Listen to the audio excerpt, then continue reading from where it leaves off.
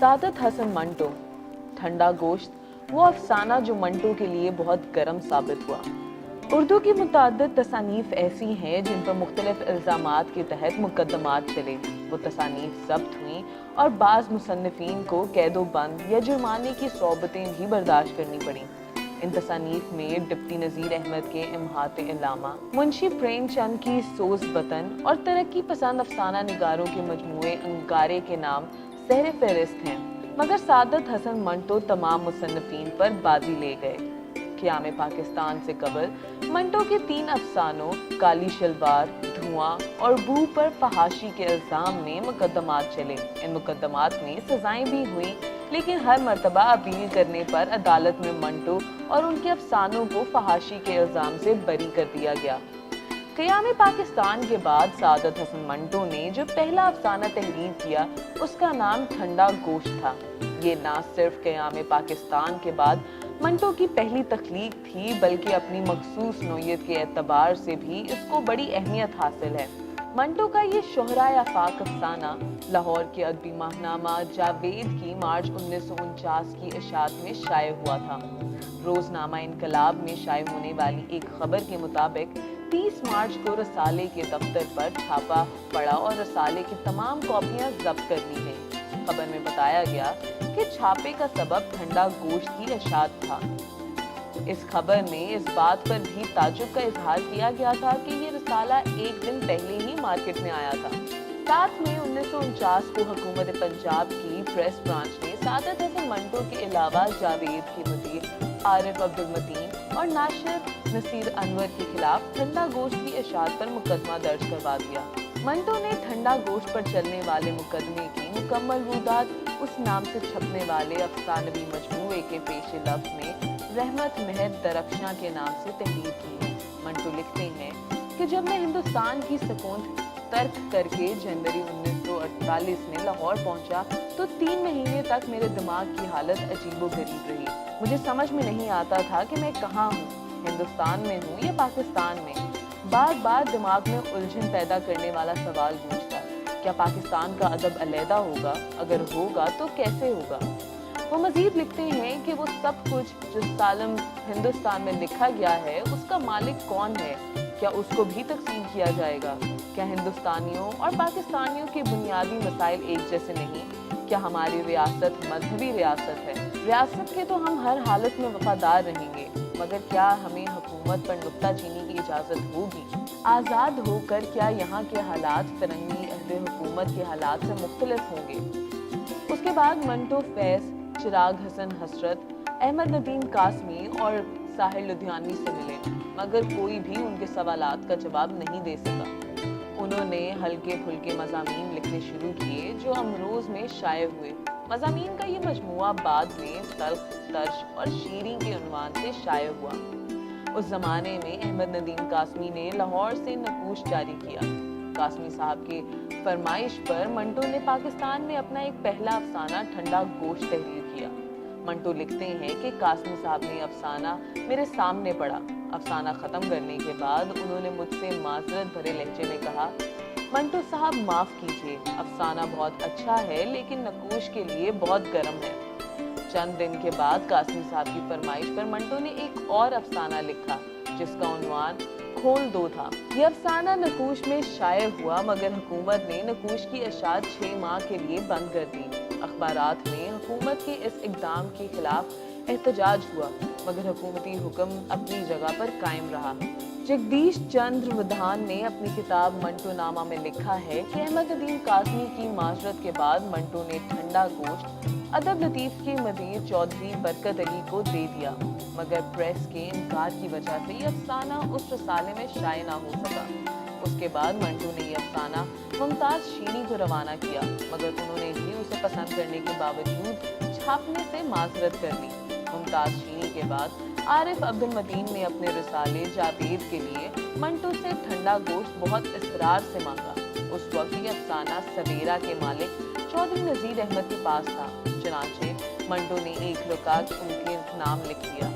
ये जावेद वाले अपना पर्चा जब्त करवाना चाहते हैं, बराए करम उनको ठंडा गोश्त का मुसव्वदा दे दीजिए। عارف عبد المتین نے یہ افسانہ حاصل کر لیا اور اسے اپنی ادبی رسالے جاوید کی مارچ 1949 کے ایڈیشن میں شائع کر دیا۔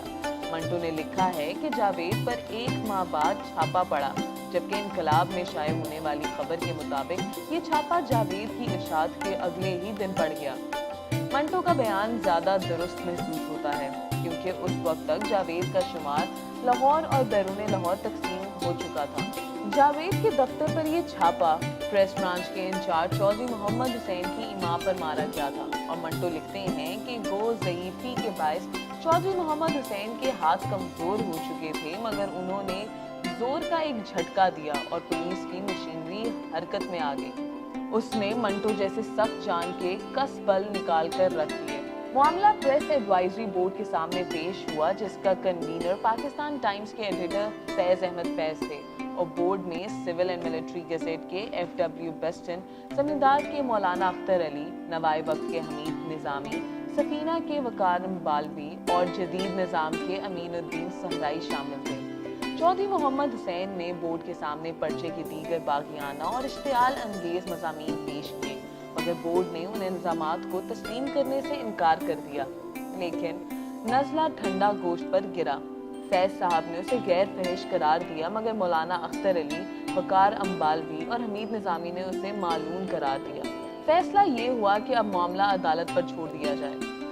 چند دن بعد منٹو اور جاوید کے ناشر نصیر انور اور مدیر عارف عبد المتین گرفتار کر لیے گئے۔ منٹو کی ضمانت ان کے دوست شیخ سلیم نے دی۔ ممتاز شاعر اور ماہر قانون میاں تصدق حسین خالد نے خود بھی مقدمے کی پیروی کرنے کی پیشکش کی، جو منٹو نے شکریہ کے ساتھ منظور کر لی۔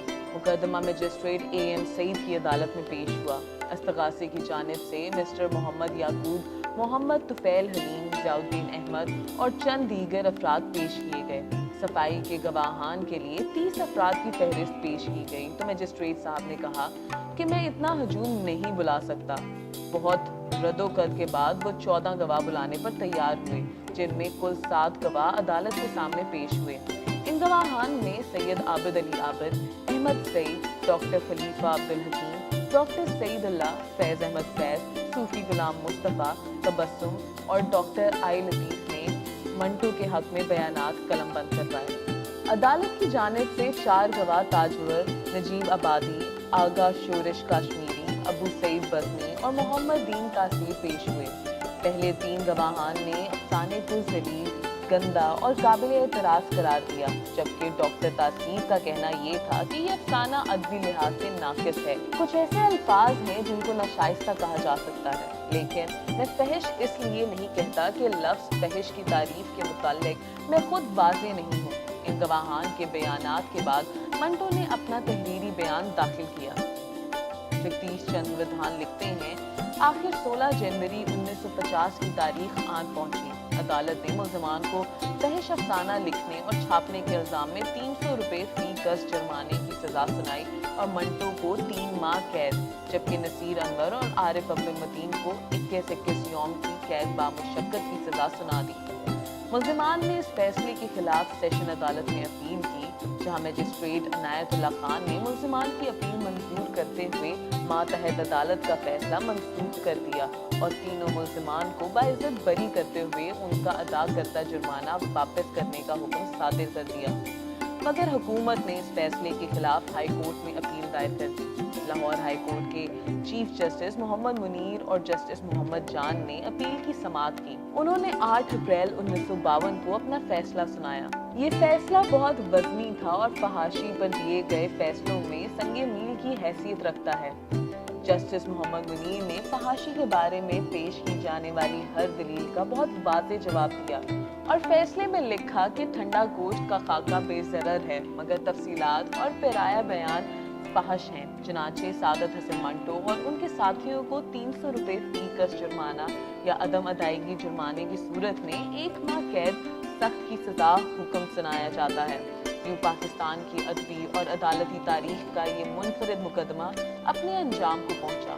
ٹھنڈا گوشت کا قضیہ ختم ہوا تو چند برس بعد منٹو ایک اور افسانہ اوپر نیچے اور درمیان پر چلائے جانے والی فحاشی کے ایک اور مقدمے کی زد میں آ گئے۔ یہ افسانہ سب سے پہلے لاہور کے اخبار احسان میں شائع ہوا۔